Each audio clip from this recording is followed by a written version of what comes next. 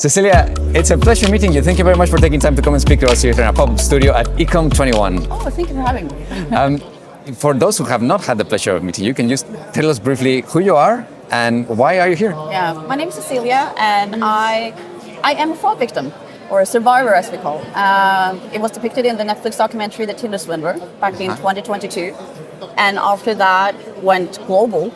I decided that it was my life mission to talk about fraud, normalize it. I know it's a bad thing to say, but this can happen to anyone. So that is why I'm doing right now. I'm traveling around the world. I have a non-profit that I'm setting up that is going to help other fraud victims and be a think tank to kind of try to, create change, laws, legislation. It's a lot of work to be done. That's amazing. Now, can you help us just contextualize this a little bit for those that have not watched the documentary? Briefly tell us what was the documentary about, what did it expose about fraud, and how does that bring us to today? Yeah. I always said, it's good that when I first got defrauded, it wasn't a very spectacular way, that it could be a documentary. Right. But it was this man that I matched with on Tinder, met him in person, and then he became my boyfriend, and then concocted up an insane story that he was in danger and needed my help, needed security. And I believed him. And at the end, he had taken over £200,000 from me. So it's an insane amount and insane way that he did it. And that's depicted in that documentary. Okay. Yeah. Wow. So then I've got so many questions to ask you. So one of the things that we hear most regularly in financial services is about fraud prevention.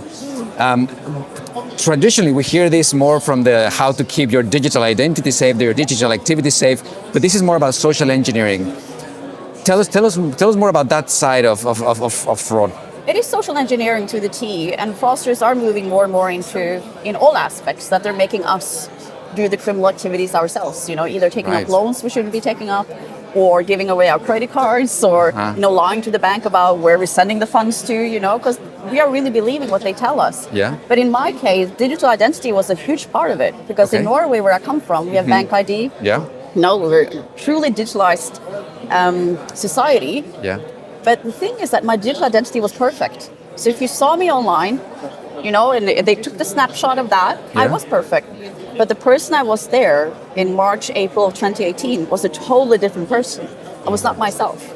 Okay. So we put all our trust into tech.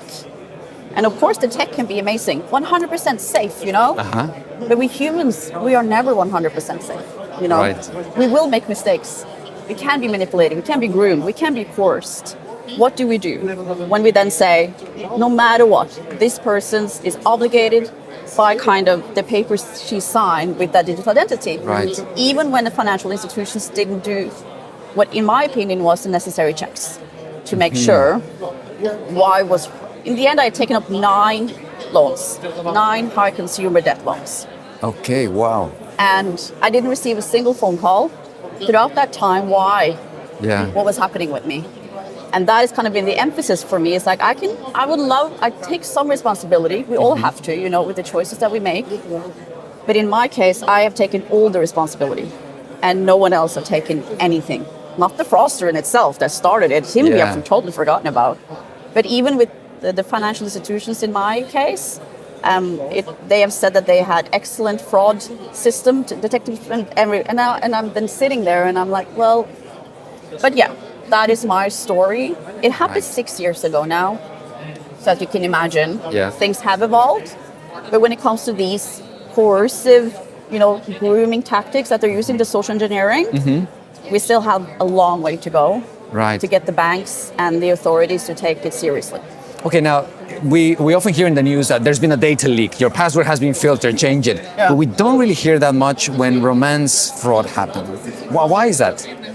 I think it's the stigma. It is more that when you go public with a story like this, it's really difficult for people to understand why you did what you did. Right. Because hindsight is a gift. When you read this, you're thinking. And it's very difficult to have awareness about something that you think will never happen to you. Right. If you think it's never, how can you have awareness about something that you think, no, I'm not stupid like that. Right. We think we will be able to detect the scam, and the people who are subjected to scams are very different. We humans, we can't understand. Right. It's just how we humans work.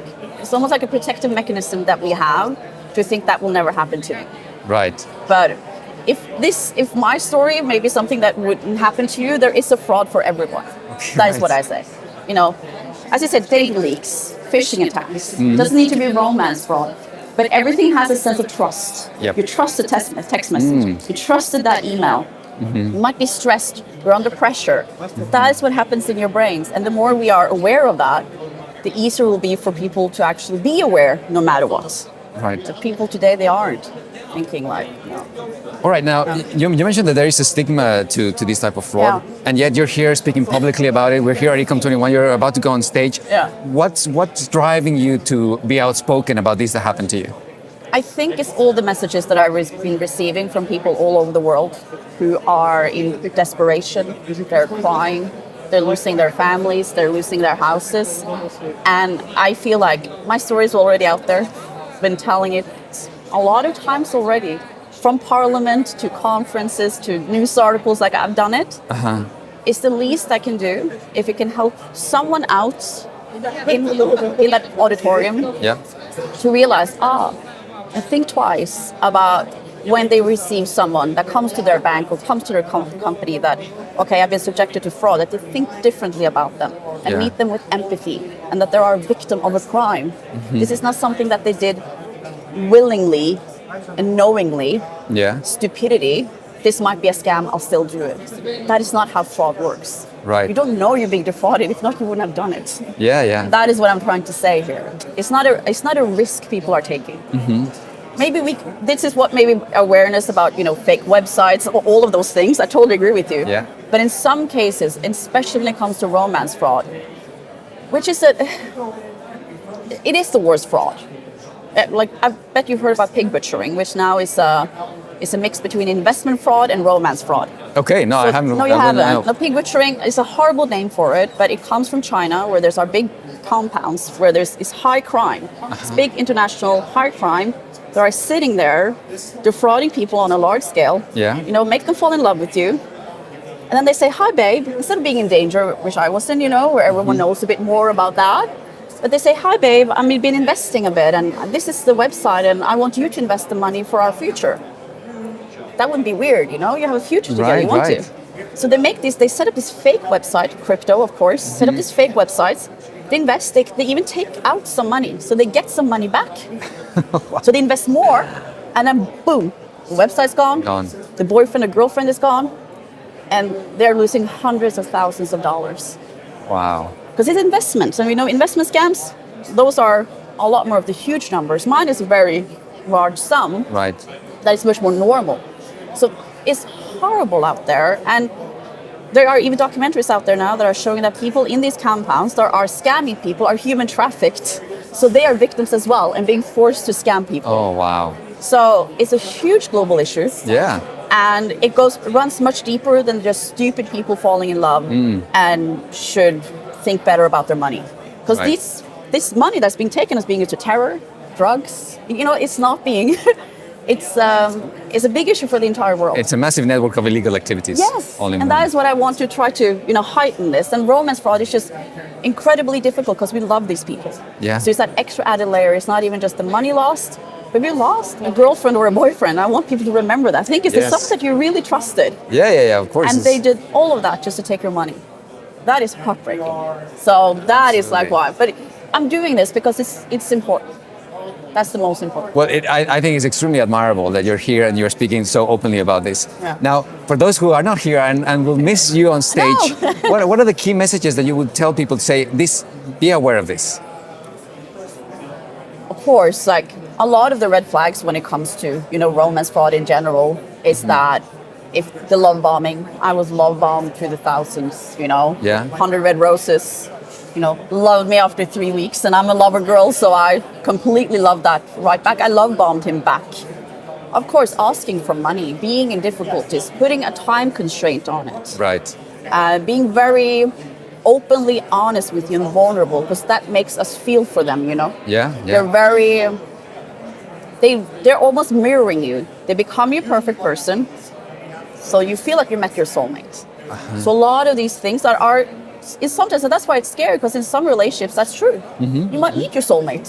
So it's not that you think, but I've heard those stories, so this is weird. But in those cases, you should really back off. So that is kind of what I'm showing, the social engineering that Simon did to me. So that are my advices. People ask for a credit card.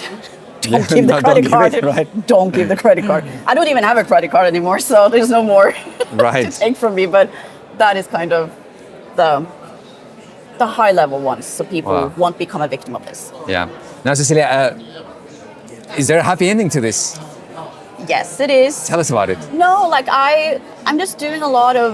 I think this is healing for me. I think this is amazing, being able to, connect.